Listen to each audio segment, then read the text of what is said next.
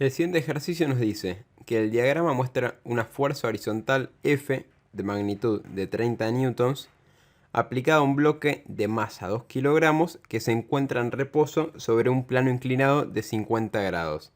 Ese es el ángulo que tiene la rampa. Calcular la dirección y la magnitud de la fuerza de rozamiento. En nuestra tabla de datos vamos a completar con nuestros datos que tenemos la fuerza, la masa y el ángulo alfa. Y lo que nos piden averiguar es prácticamente el vector de la fuerza de rozamiento, porque nos piden averiguar la dirección, magnitud y sentido de la fuerza de rozamiento.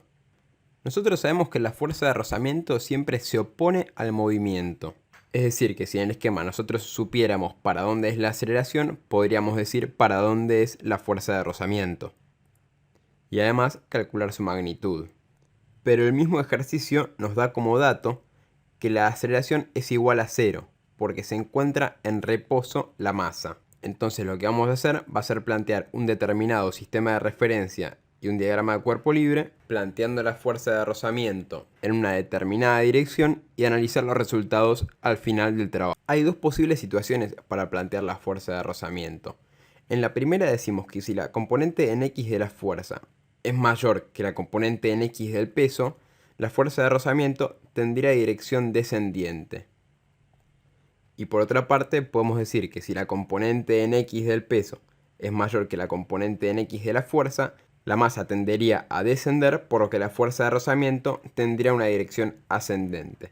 Como nosotros no sabemos cuál de estos casos es el correcto, la vamos a plantear en un determinado sentido y vamos a analizar los resultados al final del ejercicio. Cuando planteamos nuestro diagrama de cuerpo libre, tenemos actuando la fuerza del peso, la fuerza ejercida, la normal y la fuerza de rozamiento. En un principio vamos a situar nuestra fuerza de rozamiento opuesta a nuestro sistema X positivo.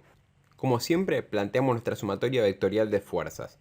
Tenemos el peso, la fuerza aplicada, la normal y la fuerza de rozamiento. Esto va a ser igual al valor de la masa por el vector aceleración. En X actuando plenamente, solo vamos a tener a la fuerza de rozamiento. Además tenemos que el peso va a ejercer una determinada componente de peso en la componente en X y la fuerza aplicada, si la situamos actuando en el centro de la masa, va a tener una determinada componente en X negativa. Entonces en nuestra sumatoria de fuerzas nos va a quedar positiva la componente en X del peso, negativa la componente en X de la fuerza y negativa la fuerza de rozamiento. Esto va a ser igual al valor de la masa por la aceleración en el eje X.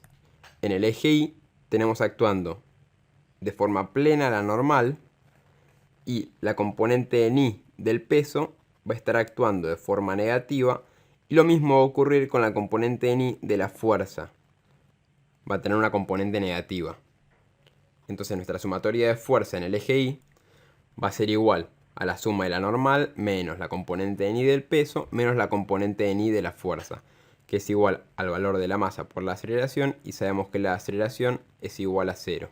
Entonces nos queda todo eso igualado a 0. Nosotros ya tenemos por descomposición trigonométrica que sabemos cuánto vale nuestro peso en X y cuánto vale nuestra componente en Y del peso.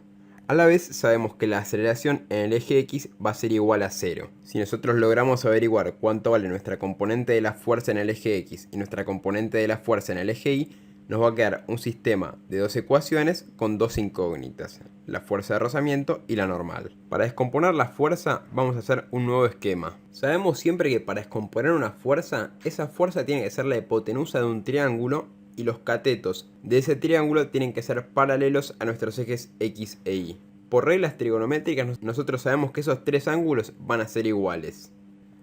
Además sabemos que nuestra fuerza F está aplicada en ese sentido y en esa dirección. Si nosotros queremos que nuestra fuerza F sea la hipotenusa de un triángulo y sus catetos sean paralelos a los ejes X e Y, si trazamos nuestros ejes paralelos a los ejes X e Y, nos va a quedar la fuerza como hipotenusa y los dos ejes como catetos de nuestro triángulo. Por trigonometría sabemos que el seno del ángulo va a ser igual al opuesto, que vendría a ser nuestra componente en Y, sobre la hipotenusa del triángulo, que es la fuerza F. Y a la vez sabemos que el coseno del ángulo alfa va a ser igual al lado adyacente, que vendría a ser nuestra componente del lado en el eje X, sobre nuestra fuerza F, que es la hipotenusa del triángulo.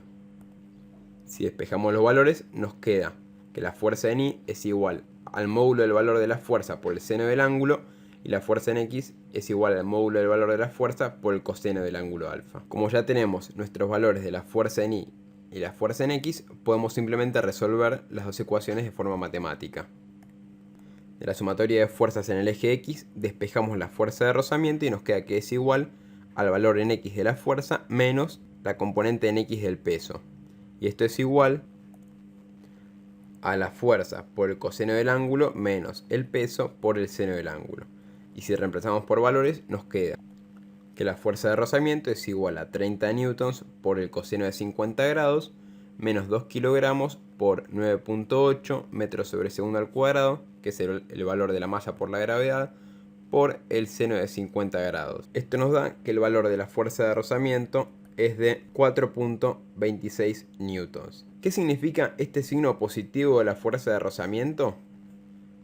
Este signo positivo significa que el sentido que nosotros le dimos a la fuerza de rozamiento es el correcto. No significa que la fuerza de rozamiento vaya en el mismo sentido positivo que nuestro eje X. Simplemente significa que el signo que le dimos es el correcto. Si nos hubiera dado negativo el signo de la fuerza de rozamiento, tendríamos que interpretar que la fuerza de rozamiento sí iría en la otra dirección.